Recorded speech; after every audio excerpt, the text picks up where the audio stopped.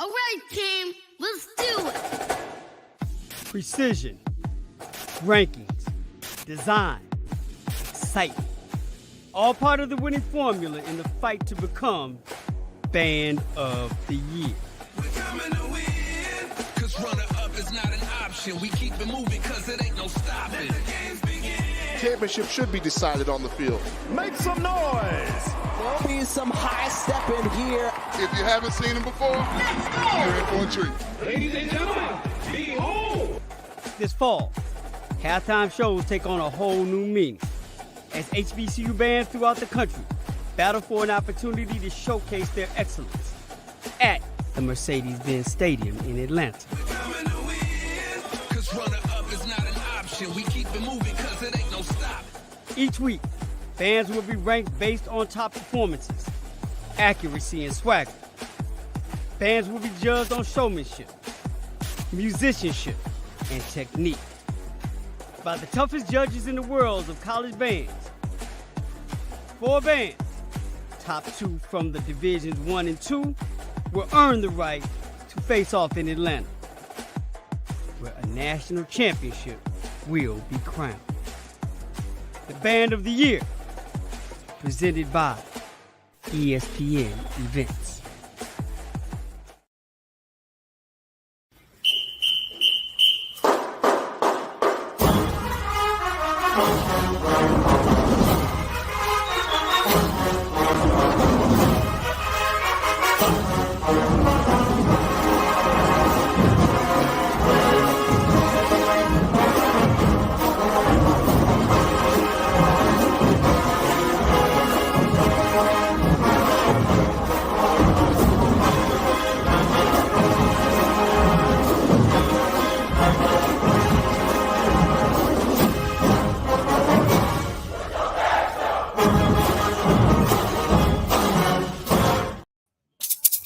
With your bad self.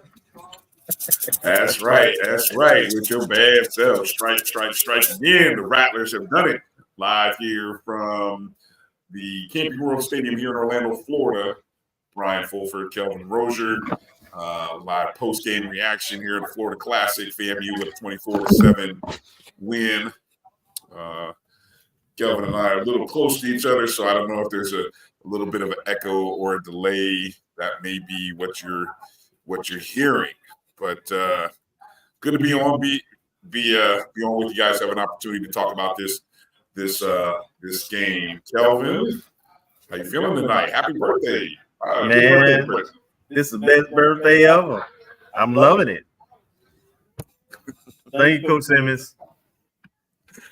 Yeah, definitely. Good shout out to Coach Simmons and the guys. Dark Cloud defense came to play tonight. Impressive performance, holding Bethune to 7. Really, probably could have been a shutout. Maybe should have been a shutout, but still an impressive performance by the defense. We talked about some of those statistics in the pregame in terms of where this team sits. I think if I recall correctly, 8 categories. They are in the top 10 nationally, and then in 6 categories, they're in the top 5, something to that effect.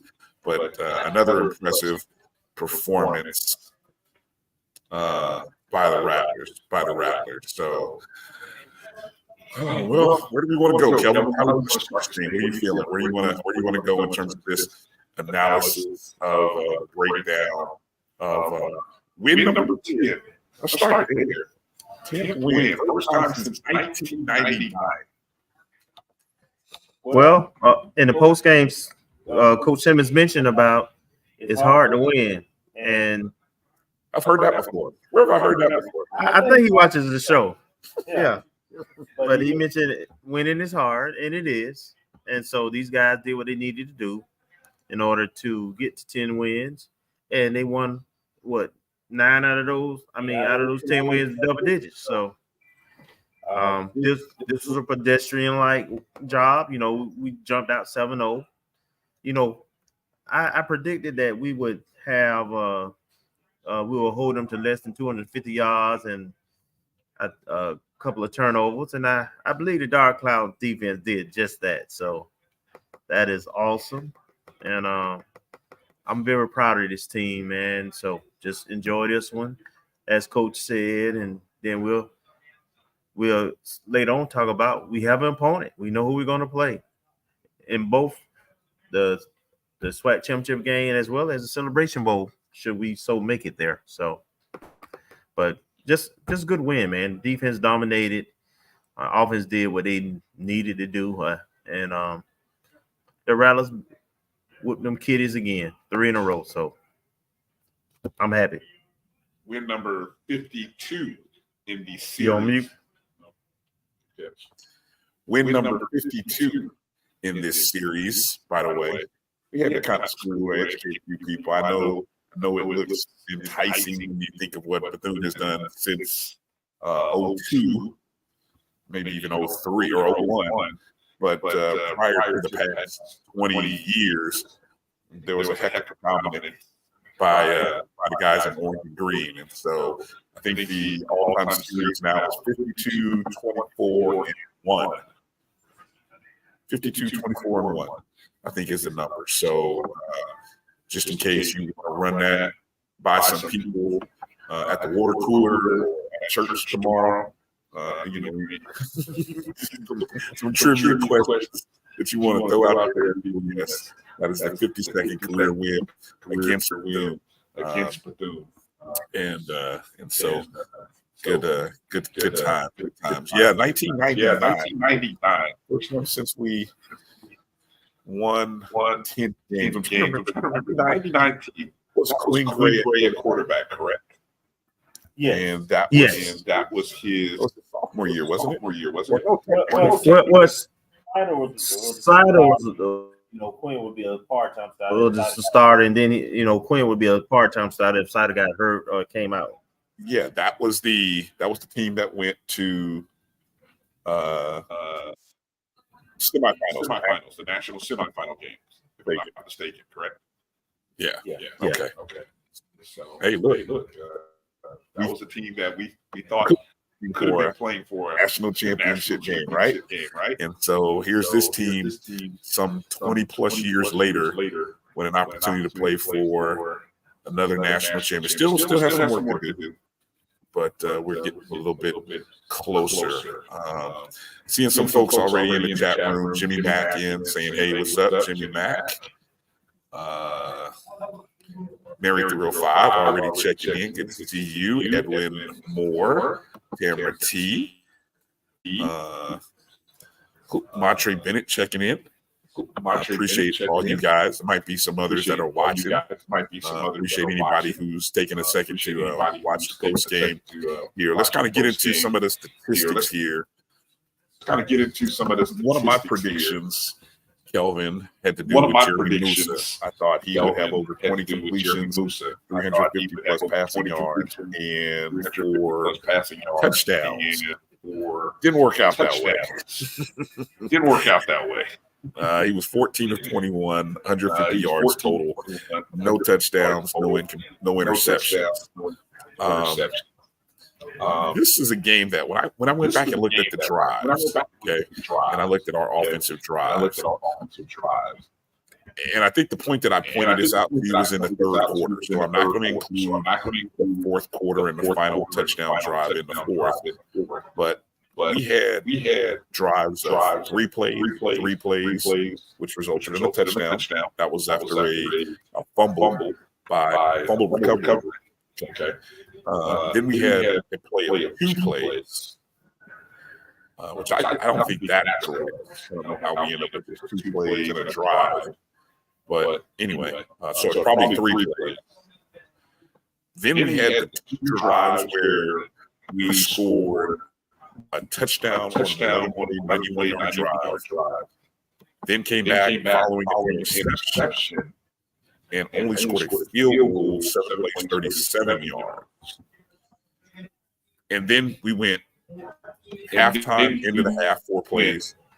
Then to start the third quarter, 3 plays, punt. Then to start the next drive, 3 plays, punt. Next drive, 3 plays. And that was the point that I said, Kelvin, look at this. That was the point that I said, Kelvin, look at this. We've gone on 8 drives, and all of them have been 3 plays, and all of them have been 3 plays.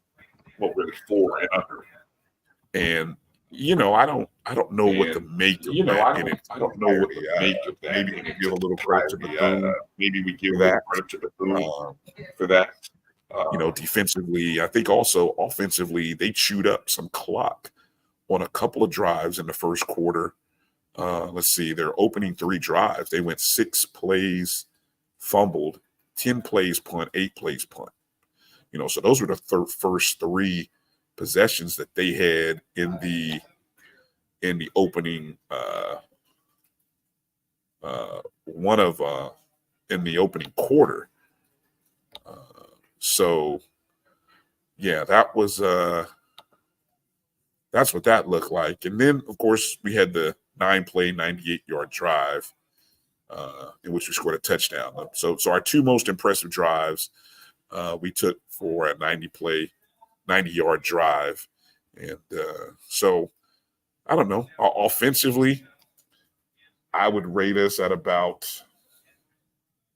B, solid B level overall offensively. What would you put us at offensively on that?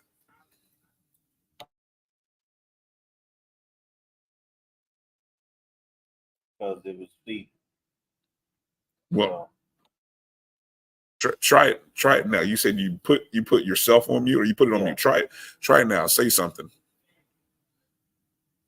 Huh? Can y'all hear me? Just do a check. 1, 2, 3. Mic check. 1, 2. Mic check. I mean, Jimmy gave thumbs up, so we. Well, I don't know. I don't know if that's Jimmy giving a thumbs up on Kelvin or not. As long as you're not muting the don't mute off the app. Are you muting your laptop? Yeah. You muted your laptop. Okay, so you guys can hit Kelvin. Hit give me a yes, Kelvin, if you can hear Kelvin. Say something, Kelvin. Testing 1, 2. Testing 1, 2. Testing 1, 2. All right, so we can. Okay, so we figured it out. We figured it out there. All right, appreciate it. So go ahead and say what you're saying, and I can hear you well. I mean, there's not a lot of people up here. There's a few people working. Go ahead. What was the question?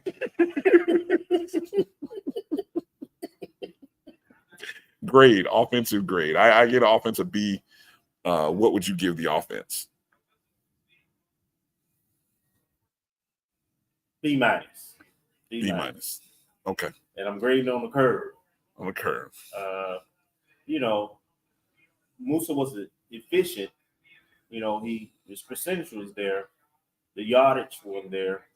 And we ran the ball at times well.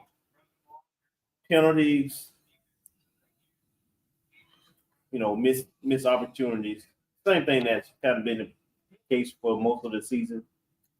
That's the real question, but it's just solid B minus. Yeah, once again, penalties. We rack them up, man. We rack them up in the double digits. 11 for only 65 this time, though. Yeah, the timing of those penalties. They always kill drives, or in a couple of cases, extended drives for BCU, particularly the one time they scored. Now, I will say that I think the refs on those pass interference calls were a little generous. Oh, man. The 2 in the end zone, yeah. And so they had, about 30?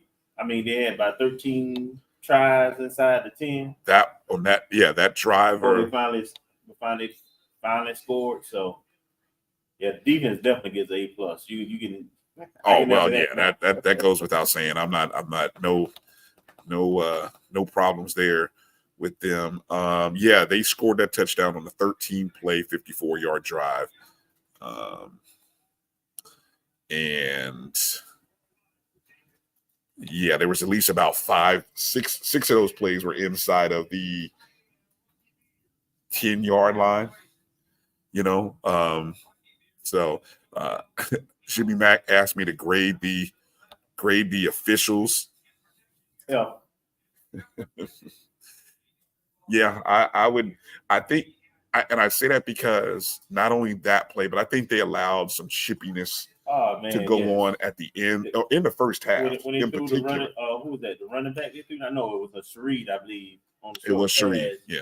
And they didn't blow the whistle, first of all. So they let, the pile get bigger and bigger. And then, of course, they threw him down right in front of, the offensive line and close to our sideline. Then there was another hit that happened at our sideline. And, BCU, at that point in the game, 14-0, 17-0, they get whooped. And so they got a little chippy. And I just thought that the refs kind of watched it. And so I think we're starting to build a bad reputation, this team, given the high number of penalties that we are averaging again. I mean, we have to average 9, 10 a game. I mean, if I go back and look at every game, which, hey, we got an extra week, so we're gonna break the hell out of everything down over the next week between now and the SWAC Championship game. And I think when we go back and look at the number of penalties per game, it's probably averaging 9 to 10. So are we our own worst enemy? We probably are, and the officials are probably looking at things through those I think you mirrored give too much glasses. credit. I just think that, unfortunately, the MEAC and the SWAC, if you look at all the FCS conferences, generally our teams are the most penalized. I think a lot of that has to do with they call penalties that probably in the other conferences and other games, they're not trying to make every call, only if it really impacts the play. And then some of it could be that, But see, I hear, the thing about the officiating is it's a constant. It's funny. At the SWAC media day, I'm outside having a good drink and a cigar with not only Jay Walker, some other folks who know SWAC from the BCSN network, even a director of officials, John Grant. I'm name dropping. Yeah, I'm hanging out with these guys at the late night before, and just the conversation is always about the officiating. And so I know the SWAC is working to make it better. So I know we see it. We are frustrated by it. And I know they're working on it.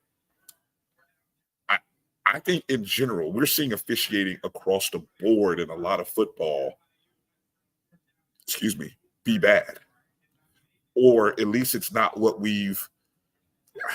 maybe it wasn't viewed as negatively because we didn't have replay 20 years ago. And maybe because now that we can see everything and now that there are replays of everything, you view the officiating differently. So maybe it was always bad, even 20 years ago, but we didn't view it that way because, you know what I'm saying? You didn't have that. It just think about those of you who are going to watch pro football tomorrow. Watch how many times people complain about the officiating in games. It happens. So I don't want to just, I know we're given a grade of an F, but I want to be careful and not just say it's just the SWAC, or as my good friend Joshua Jackson just said, it's not just the MEAC, CIAA, SIC. It's officiating football in general. It is hard.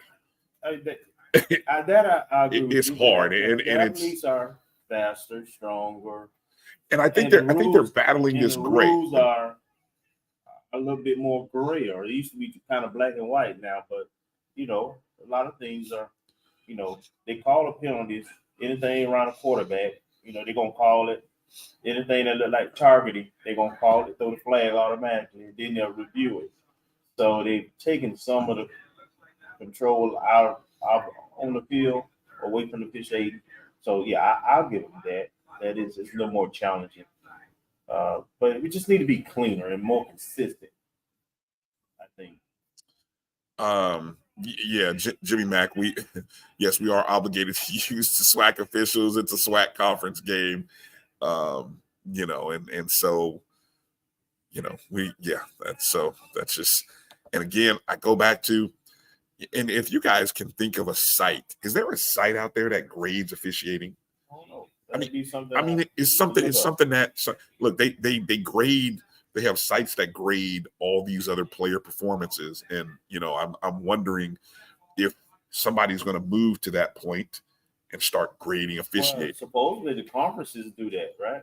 Well, supposedly, yeah, they do, but it's never released. Obviously, it stays internal, and they do whenever they do decide to reprimand staffs or officiating crews. They do. They actually have folks at the games to monitor. And, They do. And I've had to deal with them that monitor and grade and speak with the refs, even at halftime from the SWAC office. So, I don't know. Yeah. All right. Let's let me come back here to the offense again, because I got to make note that in terms of rushing the ball, Terrell Jennings, 8 carries, 62 yards, 2 touchdowns, including the first touchdown of the game. Yeah, the one that put it away, though. And the 35-yard touchdown to seal the victory in the fourth quarter to cap off the 98-yard drive. He ends up winning MVP of the Florida Classic. I have no problem with it. I voted for Isaiah Major, though. No, yeah, and all Isaiah Major, great numbers today. Had 10 total tackles, 6 solo tackle for loss, and a pass breakup. I think other nominations, just amongst some of the people up here in the press box, John Chaney Jr., who had 6 tackles, 4 solos. He had a sack and a tackle for loss. Who would you guys have given your MVP of the game to? Who would you have given your offensive, or really they just do it as one? Yeah. So whether it be offense or defense, because I think we had a couple years ago, BJ Bowler won it. Right. Last year, Xavier Smith won it. Terrell Jennings now has hit the 500-yard mark on the season. And he has unofficially, he's moved into the top 20 career rushing yardage mark among FAMU running backs. I think when we talked about it in the preseason show, I think I said he only needed to hit his average, which was 35 a game, to reach that mark. Well, he's 10, 11 games into the season, and at 500 yards, he's hit there. The reality is it's a rotation we use, but he's been our most consistent back all year, and he's the one that seems to most of the time break the big run that puts games away. He's really had a solid year. I think he's averaging. I know he's averaged, I believe, over 5, but I think he might be averaging more than that for the season. Right. Let's see. Leland Wilhoit got in late in the ball game, had 8 carries for 48 yards. Kelvin Dean had 4 carries for 31. Jaquez Yant, 4 carries for 13, including the first. He actually scored the first touchdown. I was incorrect. It was Jennings who scored the second touchdown. Yant scored the first one. Musa even had a 10-yard run. Jeremy did. Marcus Riley had a 9-yard run. Lee Q. I'm not familiar. I got to look that up. Number 21. Or Lee is the last name. So somebody out there. I'm sorry. I don't have my stat. Actually, hold on. I got the thing here. Why don't I just look it up here? Don't be lazy, Brian. Quan Lee. Excuse me. There you go. Quan Lee. He had a carry for 4 yards. And Jamari Gassett, unfortunately, 1 carry, -2 yards. Receiving, Jamari Shareed, 5 catches for 38 yards on 6 targets. Kamari Young, 3 catches, 27 yards on 5 targets. Nicholas Dixon, 2 catches, 29 yards on 3 targets. Kobe Gross, 2 catches for 25 on 2 targets. Jamari Gassett, 1 catch for 19. That was actually a nice catch and run for Gassett. David Manigo switching to number 85 today, switching back to 85, his old number. 1 catch for 12 yards. And again, no passing or receiving touchdowns. Trey Wilhoit had a total of 5 punts today, averaging 45.8. Dropped one inside the 20. He had 250-plus yard punts in the contest. So that's sort of and I kind of gave the defensive numbers. The only other standout I want to make mention of, Deco Wilson had 8 tackles. 2 of them were solo. Let's see. Kendall Bowler had a tackle for loss. Eric Smith, 2 interceptions. Yeah, thank you. Eric Smith had 2 interceptions and 1 pass breakup. Props to but just in general, the Dark Cloud defense. What did they hold? Bethune to? That number again? 244, if I remember correctly. Yeah. Looking at the stats here. Yep. 244 total yards. You called it under 250. Yeah. You called it. 2 interceptions, 2 turnovers. You got that. Marcus, I see you in the chat room. Marcus, do you recall what your bold prediction was? I don't think you hit it though. I don't remember what Marcus was. It wasn't special teams. Yes, he did go special teams. Yeah. He went special teams. Yeah. Okay. Quick side notes. Breaking news here. Tamara T, first one to drop it in there. We were watching our volleyball team. They just defeated Prairie View after winning the first 2 sets, lost the third. Now I'm seeing Marcus says that it went 5. I thought it went 4. So either way, it doesn't matter. We remember right before we came on. Did we lose that 4th set? And we lost it, and they went up 20-19. We lost that 4th set. Yeah. Okay, so we went up 2-0, lost the next 2, then ended up winning the 5th set. Oh, thank God. And my bold prediction was that Jackson State was going to end up in the championship game of the SWAC volleyball tournament, and that is who we face tomorrow. I believe it's at 3 o'clock, 3:30 Eastern. On what? ESPN? It's on ESPN. It's probably on ESPN Plus. One of them. Yeah. But I've seen that. So would you have? I can't say I'm not surprised, but I'm more ecstatic about this team's opportunity, our volleyball team's opportunity to win a 3rd straight, especially with the only team that's beat us twice, Alabama State, being officially knocked out. So congratulations to Coach Gokhan and the ladies out in Prairie View. Get a chance to play for a 3-peat. That's all. A chance to go for a 3-peat. That's all you can ask for. Let me just say this. The day after Kofi's birthday, something feels real special about the moment right now. He was such a fanatic when he came to family athletics, and he wanted to see the football team finally get over that hump, and volleyball. He would always say, it's about championships. Yep. To keep it real simple. Yeah, real simple. And so to see the football team do it, this season, the first without him being here with us, and then the volleyball team playing for a 3-peat. Just a special moment, and around his birthday, right? His birthday was yesterday, for those who didn't know, November 17th. Tennis, baseball,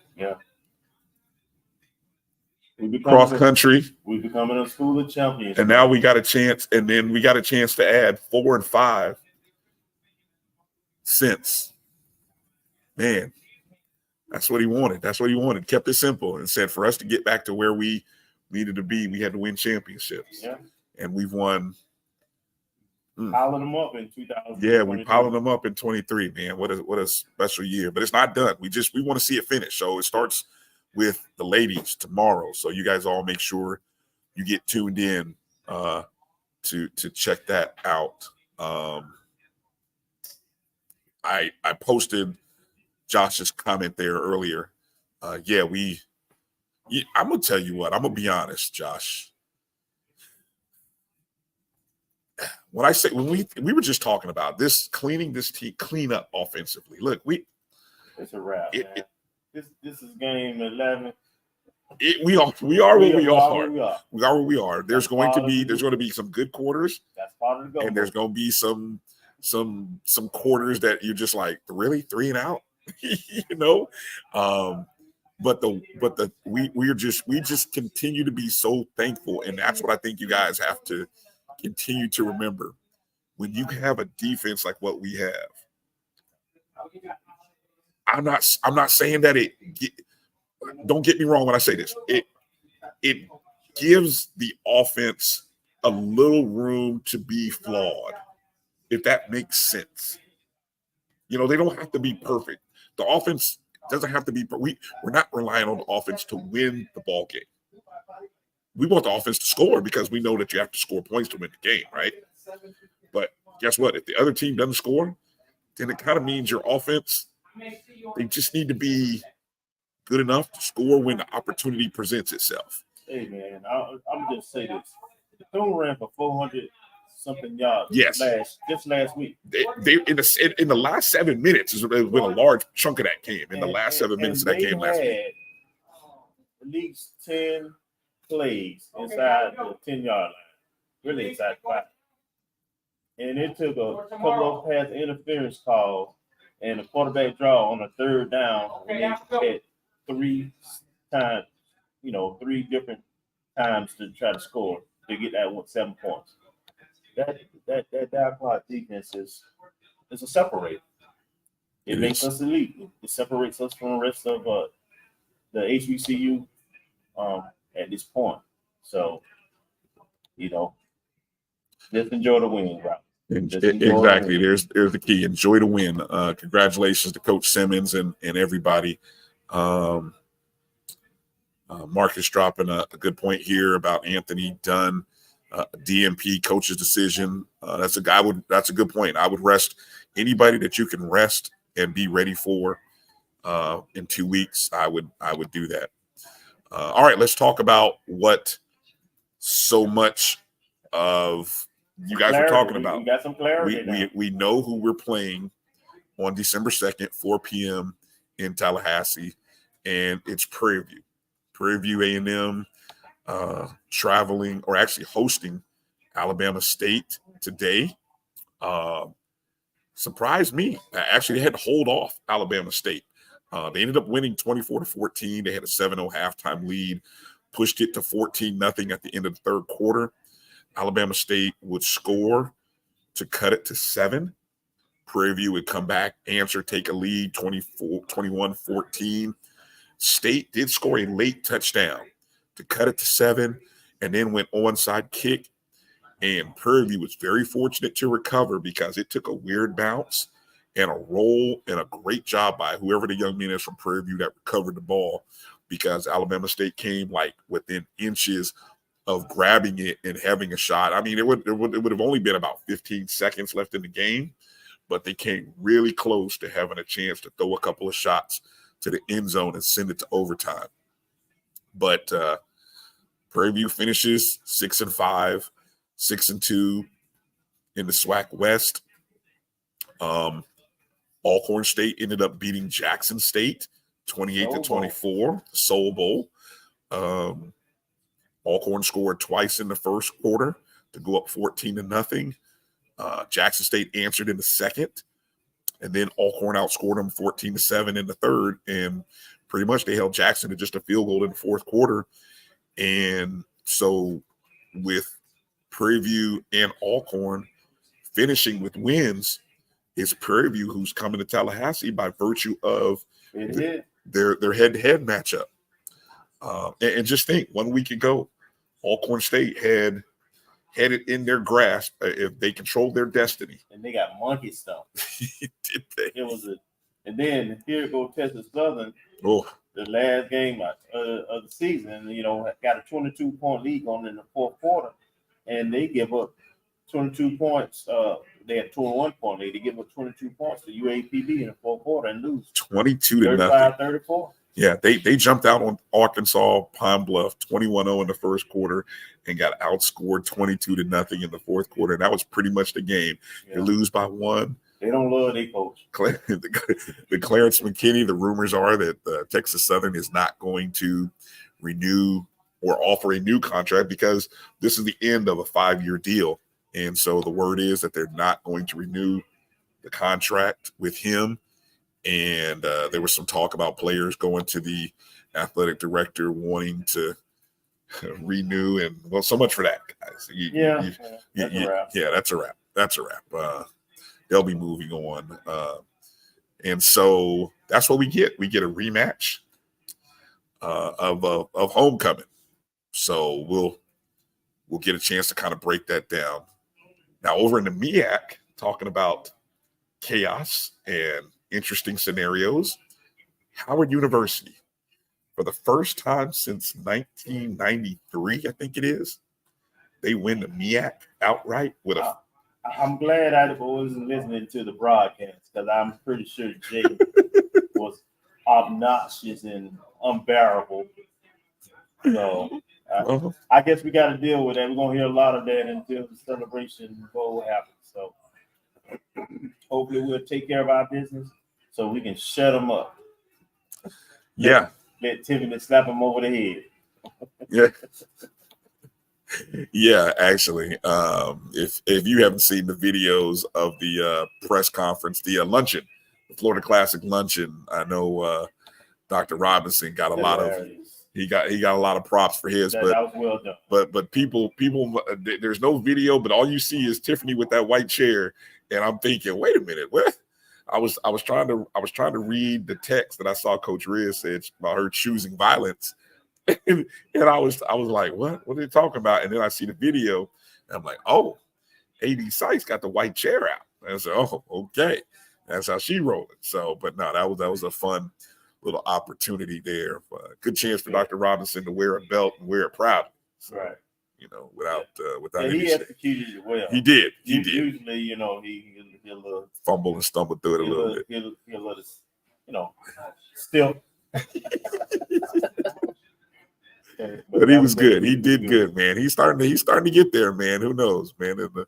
And props to Dr. Robinson, man. We'll give you props when you deserve it. We'll give you props when you deserve it.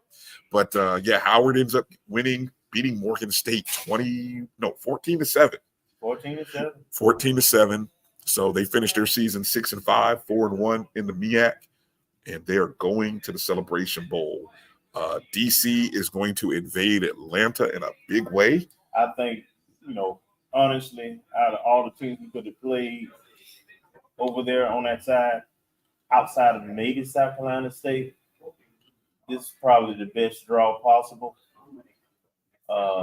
Particularly if FAMU finishes the job and gets there, because Howard has a large alumni base there. Yes, they do. And by all accounts, now I'm gonna tell you now, John Grant, executive director of the Celebration Bowl, they're rooting for FAMU hard. They when you look at your potential matchups, you want FAMU hard. You want FAMU because I think what was the draw last year? Central and Jackson, was it 49-50?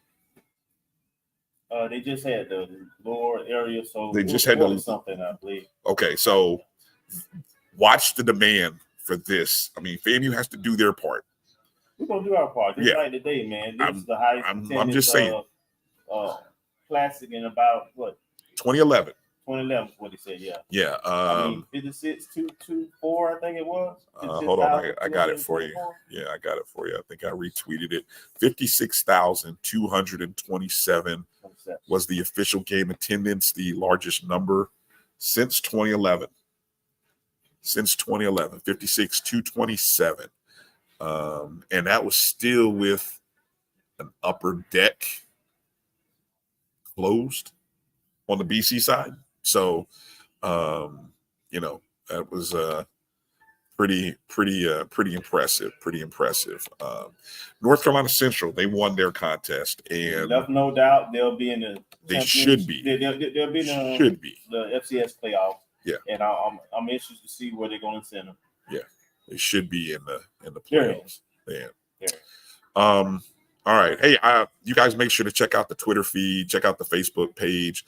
If you want to check out Coach Simmons' postgame press conference, I did make sure to retweet that from the Florida Classic Facebook page. So there's a direct link, some funny comments in there from Coach Simmons and some of the guys. Terrell Jennings, Isaiah Major were up on the podium with him. So I encourage you to go check that out. You can find that on our Facebook and one other thing I want to mention real quick. Yeah. BCU didn't stay around. Their band didn't stay around for the fifth quarter. Yeah, the fifth quarter was real the quiet. They did their thing as usual. And also, since we talk about bands, I'm not a band head, but they won't be sending this video in to be considered for the yeah. I know we had a unfortunate mishap about 10 years ago with some spelling, some letters. For us? Yes. Really? But DCU had some major flaws at the beginning of this show. I don't know what happened. You normally don't see that, but it was some missed stars and some really bad lines. It was pretty bad. Yeah. Interesting halftime. I think I heard Vaughn in the postgame presser mentioned it was very contentious, for lack of a better word, between the two bands. I wonder, looking at FAMU show, which followed Bethune's, I wondered, how did FAMU know that was the direction that Bethune was going to go? Because band, I mean, you know what I'm saying? They've been going against each other so long. They know tendencies, and nobody's been in drones to watch practice. Really change what they do. So we done shot cannons at them because we know what side they gonna be on. I mean, it is what it is. But yeah, I was surprised for them to put damn you on the yeah. Yeah, they went from And what's funny is I was actually surprised they didn't point it towards us. See, they pointed that towards their fans, but really they would have scored some major points with me had they done it and pointed it towards our direction.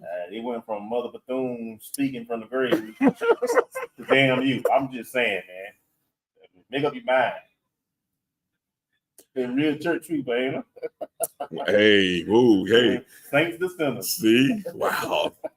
I'm gonna step out of the way on that one, but I'm gonna encourage you guys to go check out the halftime show wherever. I'm sure HBCU Band Talk.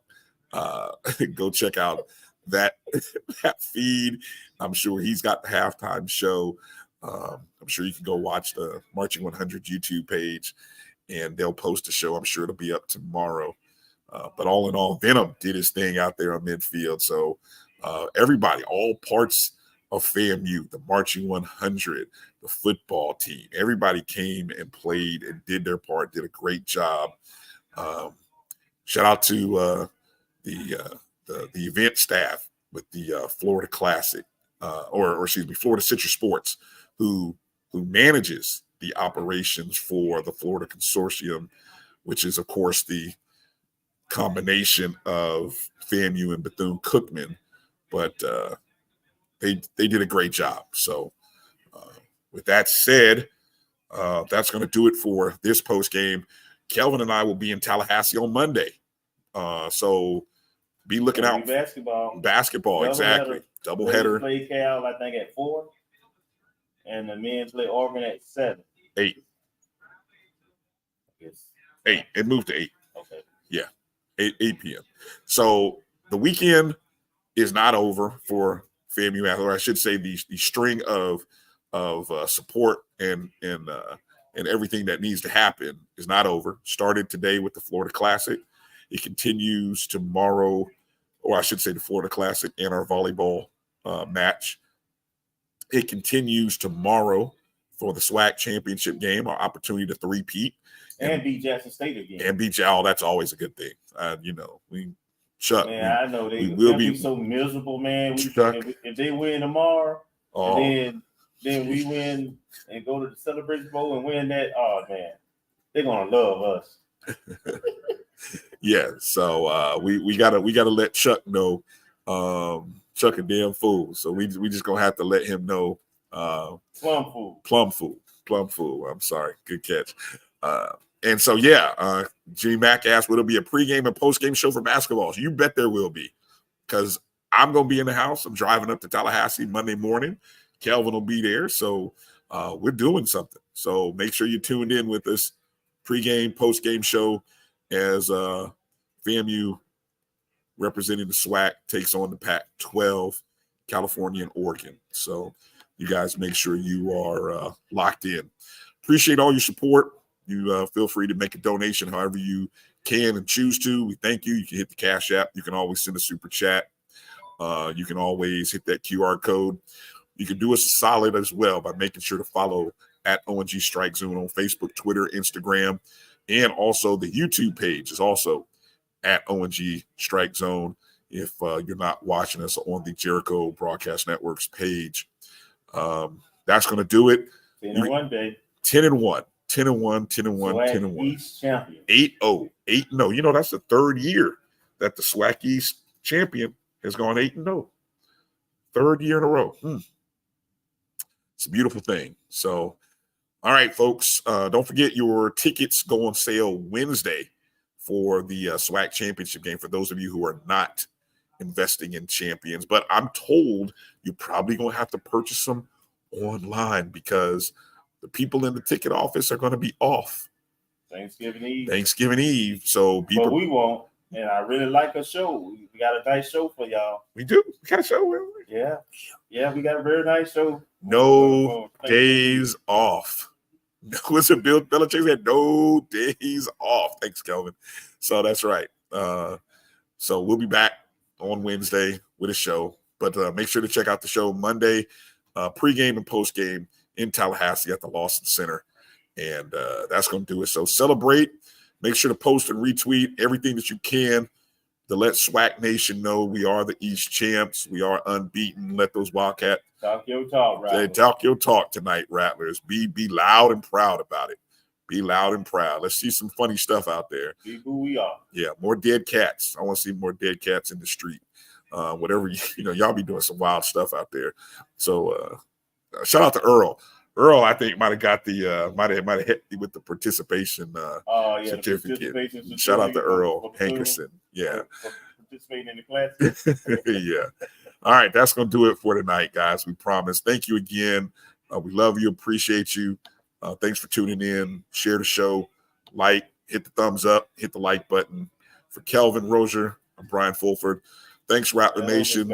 Thanks, Coach Simmons, for the big win on that guy's birthday. We're gonna go. Thank you, Coach and players. Thank you. Good night, Rattler Nation. Peace out.